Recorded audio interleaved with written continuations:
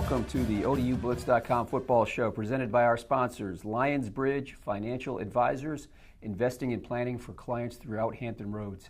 I'm Ed Miller, the ODU beat writer for the Virginian-Pilot, and I'm here with columnist and reporter Harry Minium. Harry, we'll just kick it off to you.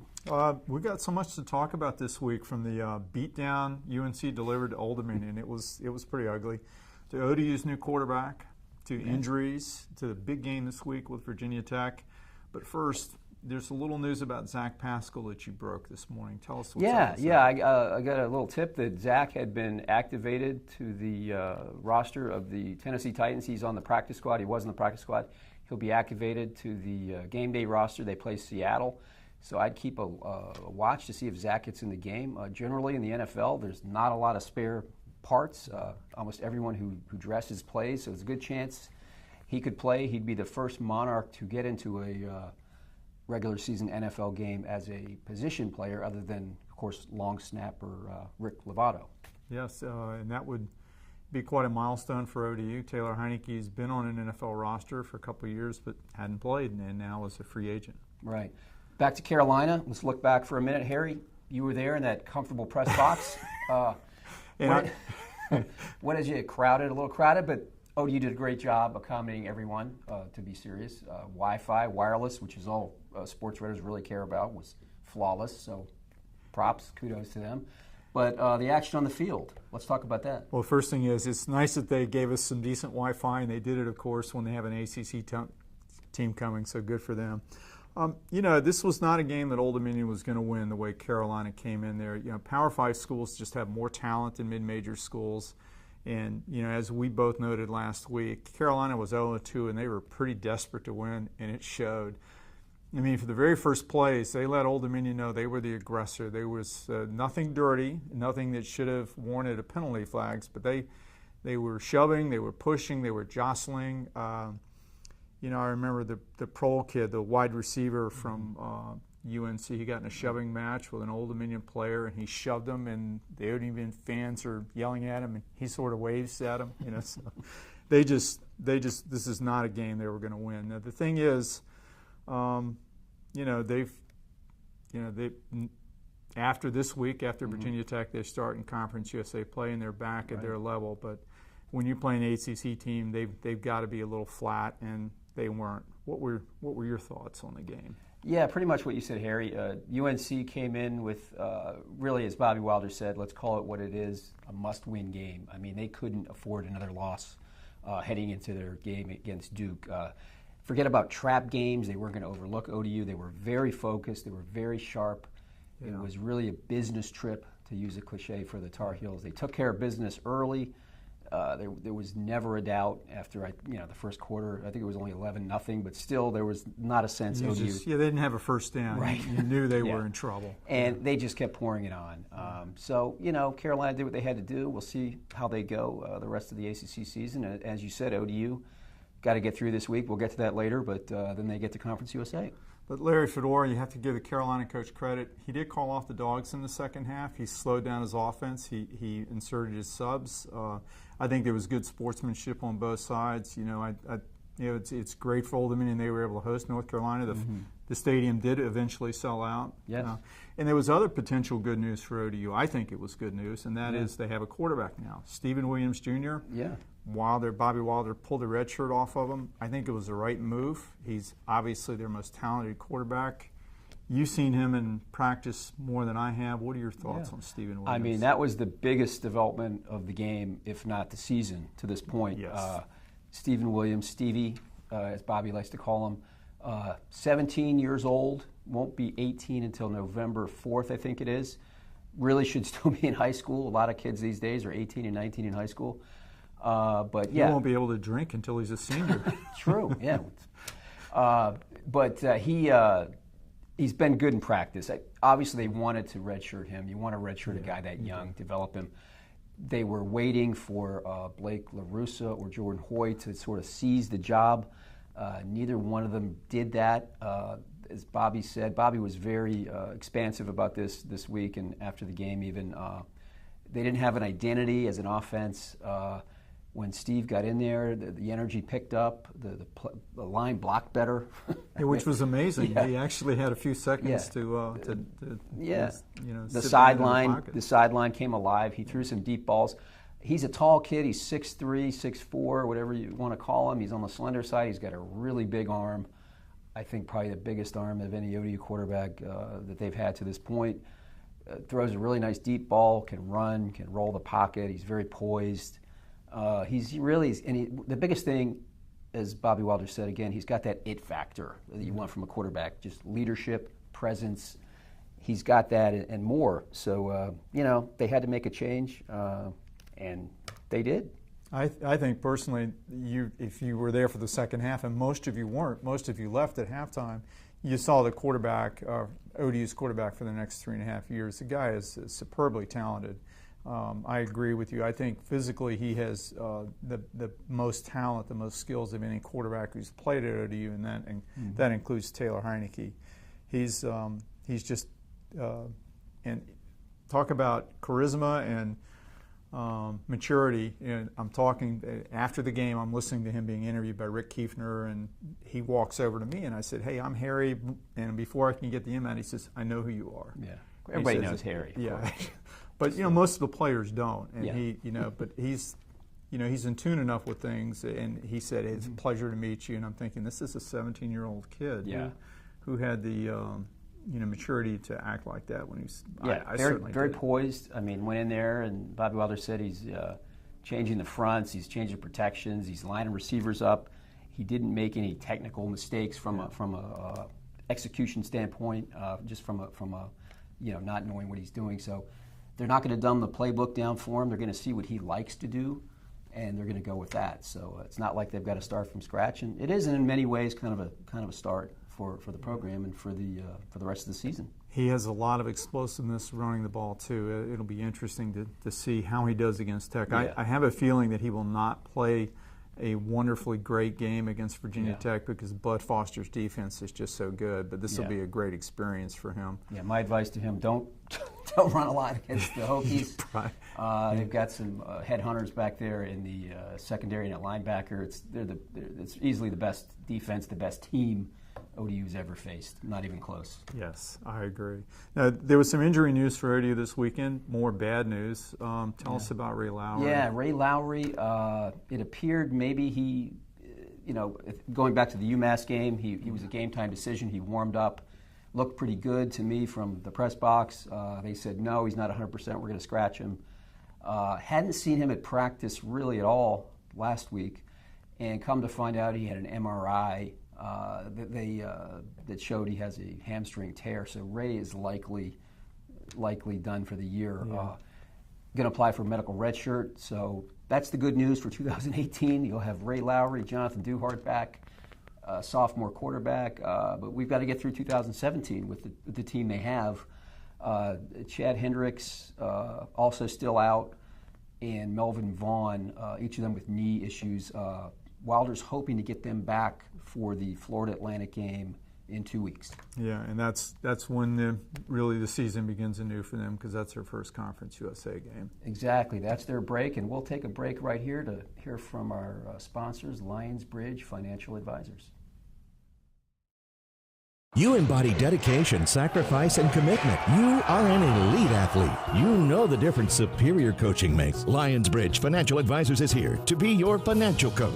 We'll help you pack for your athletic journey by gathering a complete picture of where you are and where you want to go, and by working with other trusted professionals on your behalf.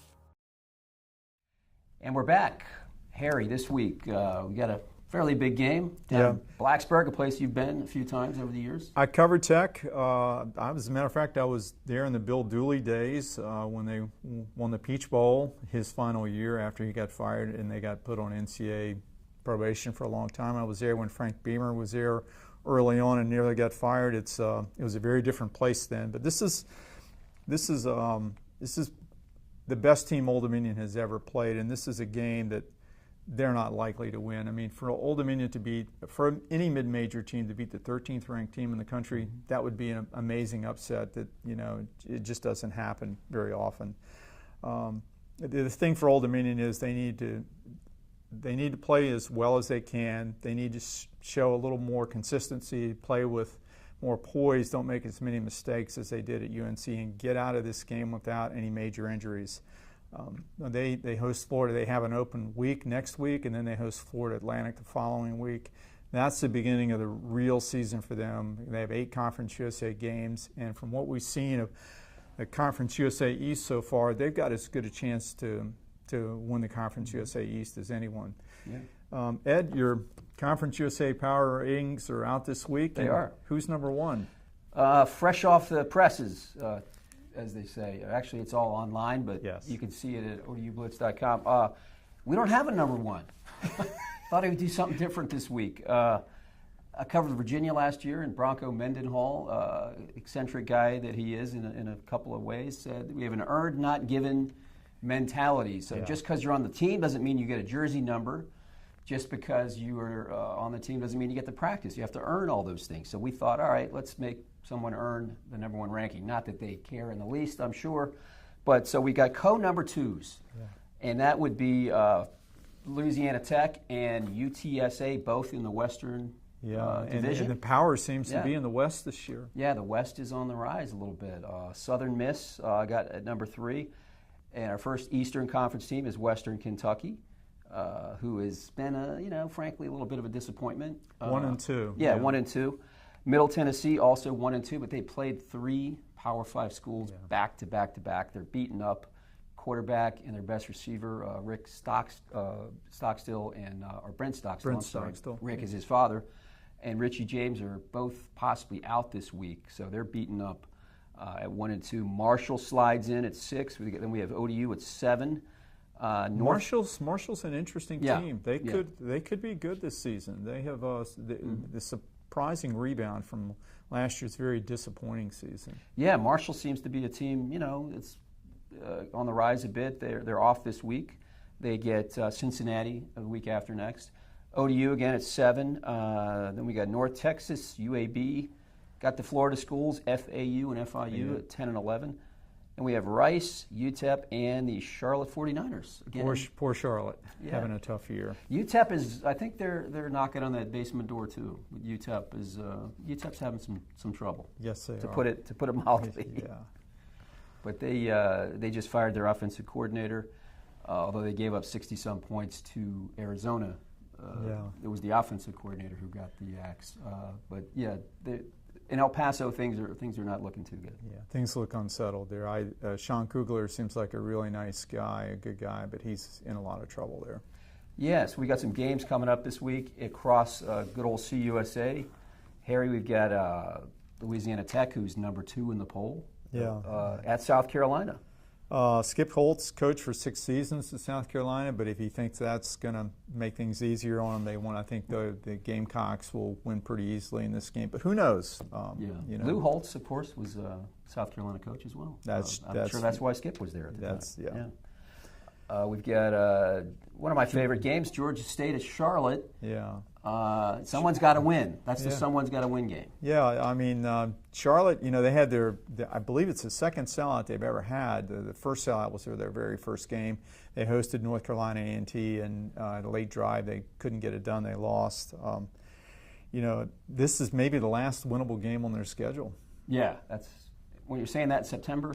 Yeah, that's not a good thing. It's tough. Brad Lambert's a good guy. He's had a difficult job there. They built their program from scratch for FBS. They played 2 years as basically in no man's land, and then moved right in FBS, and that's a hard thing to do. Absolutely, yeah. UAB at North Texas. UAB has been a pleasant surprise. I mean, they're 2-1. The return. Yeah, they're drawing fans. They beat Coastal Carolina last week. They had 25,000 at the game, so they have drawn, if my math is correct, 70,000 in 2 games, which is an astronomical number for Conference USA. Yeah, that's got to be the top in the conference, I would imagine. FIU at Rice, I think you had a good name for this one. The Hurricane Bowl. Right. Both teams were displaced by hurricanes, and this is Rice's first home game, and they've been playing since late August when they opened the season in Australia. It'd be good for them to get home. Yeah, you got to feel for Rice. They went to Australia. They couldn't get back. They've just had a tough time of it. Yeah. So has FAU, for that matter. Their game last week was canceled against Indiana. They played their other game in Birmingham, so they've been kind of without a home also. And they're at Buffalo this week, and yeah, FAU at Buffalo. Yeah, and that may be a must-win for them if they're going to go to a bowl game. Yeah. We've got Bowling Green at middle, and as we had mentioned, Brent Stockstill seems to have a shoulder, or was it a sternum injury? It sounded bad. Cracked sternum. Cracked sternum. That sounds very painful. Yeah, it does. So without him, we'll see what middle can do. Ball State at Western. Western, talk about must-wins. I mean, yeah. Maybe. Yeah. It's not a conference game. But loss would drop them to 1-3, and that puts them in a bad position. I mean, they could still go to a bowl if they won 5 of their Conference USA games. But this is, I always thought Western Kentucky was a little overrated, because they lost a lot of good players from last season. They lost their head coach and much of their coaching staff. It's a tough transition to a new coach, and you've got a lot of new starters coming in, and they've had a tough schedule. Absolutely, and we got UTSA at Texas State. Teams fairly close in Texas, about an hour apart. 45 miles apart. It's a budding rivalry. Texas State, a Sun Belt Conference team, which has often been mentioned as an expansion candidate for Conference USA. It's a big school. It's in the Austin TV market. Texas State lost by a touchdown to Appalachian State, which has a good program. So this is a big test for UTSA. And we got UTEP, who we were talking about a little earlier, at New Mexico State, which is really a close game for them. That's a rivalry game. If you've ever been to UTEP, there's really not much close to El Paso. It's way out west. New Mexico State is their rival. Sean Kugler has done well against them, but that could change. Yeah, he's 4-0 against New Mexico State. This is the 95th game these teams have played, which is pretty amazing. But yeah, absolutely. This will be a tough game for them to win. And speaking of, you were talking about Texas State being an expansion candidate.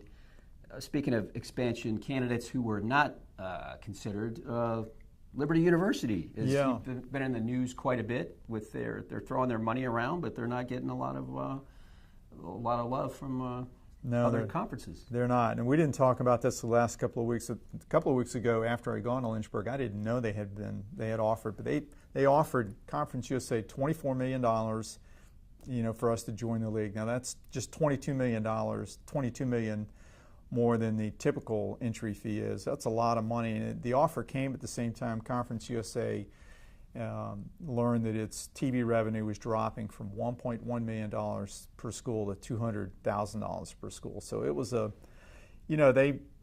Conference USA presidents looked at it and said, Liberty's just too different from the rest of our schools to take in. Personally, I think it was a mistake. I know Liberty, there's a lot of controversy about Liberty. They've got a controversial chancellor. It's a very Christian evangelical school. But they weren't asking for an academic or a political alliance. They were just asking to play athletics. And, as Rice and Marshall have very little in common, but they're able to play football. I think Conference USA should have said yes. And I think they should have said yes to JMU a long time ago, too. JMU was very interested in joining Conference USA. And the Texas schools and Marshall all said no. So anyway, if you want to see the stories we wrote about Liberty, go to odublitz.com, where all of our coverage on ODU is. Absolutely, that's the place to go. What do you say about this? We got to get to Saturday's game. We'll both be there. It's a 2:00 kickoff, so it's on ESPN3. Yeah, so if you want to go up and back, you could do it from Hampton Roads. It's backbreaking to do it, though. It's if you have a couple of drivers, it's doable. But how do you see the game? I think Tech will be looking ahead a little to their ACC showdown with Clemson next week. That's the game of the week in college football. So, obviously they're going to be looking ahead a little bit. I don't think that there's no animosity between these coaches, coaching staffs. They have a lot of respect for each other. I don't think Tech will run out the score. On the other hand, I think Tech is just way too talented for ODU. My pick is Tech 41, ODU 13. How do you see it? Yeah, I'm in that same ballpark. I hadn't thought about a score, but I wouldn't be surprised if it was around there. I don't think, as you said, that Tech will need to run it up. ODU's got to have a lot of things go well. They need turnovers. They need their defense to get after Josh Jackson. They need to stop the running game. They need Stevie Williams in his first start to go down there and throw for 300 yards. So that's a lot to ask of ODU. Yeah. So, yeah, I think somewhere in that ballpark, 25, 26-point spread is probably what we're looking at. ODU's, again, as we talked about, they've got to get out of there in one piece. They can't afford any more injuries. And they need to play fairly well. Yeah. They need to have some success so they have some self-confidence going into the FAU game. Yes, as Bobby Walter said, we got to get a first down. They didn't get a first down in the first quarter. A little success early, and they can take some things away from this game, even if they don't win. I'm sure that's what they're trying to do. Obviously, they're trying to win every game, but I think there's some things they can get and grow from, particularly with a quarterback who's 17 years old. The one thing about this game is it's a great game for ODU. It's, you've seen in the Richmond Times-Dispatch and other newspapers, Roanoke around the state, a lot of stories on ODU that you usually don't see. And this is not going to be the last time they play Tech. They play 13 times over the next 16 years. It's a great series because ODU is getting 6 of those games in Norfolk. That is unheard of in Conference USA for someone to have such a home-and-home series with a Power 5 school. So although this weekend is not likely to, it's not going to be probably a great weekend for ODU fans. There are going to be about 3,500 of them in Blacksburg, maybe 4,000. That'll be the largest visiting contingent Tech's had in years. This is a good game for ODU. Yeah, I think absolutely. You're judged by the company you keep, and for them to have a series with Virginia Tech adds credibility for ODU as a program in the state of Virginia. One of now 4 FBS programs, if you count Liberty, which is moving up. But it's a win-win, no matter how it goes on the field. Eventually, they're going to want to win a couple of these games, but in 13 games, who knows? Figure they're going to win 1 or 2 or 3. Who knows? Yeah, who can say in 10 years or 12 years, or what? 2031 is even longer than that. Yeah. I'll be like 81 or 82 years old. So. Yeah, exactly. But speaking of keeping good company. For Harry Minium, this is Ed Miller. I hope you've enjoyed our latest ODUblitz.com football show, presented by our sponsors, Lions Bridge Financial Advisors, providing investing and planning for clients throughout Hampton Roads. Comments, criticisms, if you want to send us a telegram, a letter, anything, we'll take it. And for the best coverage available of ODU, go to ODUblitz.com. We'll see you again next week, same time, same place.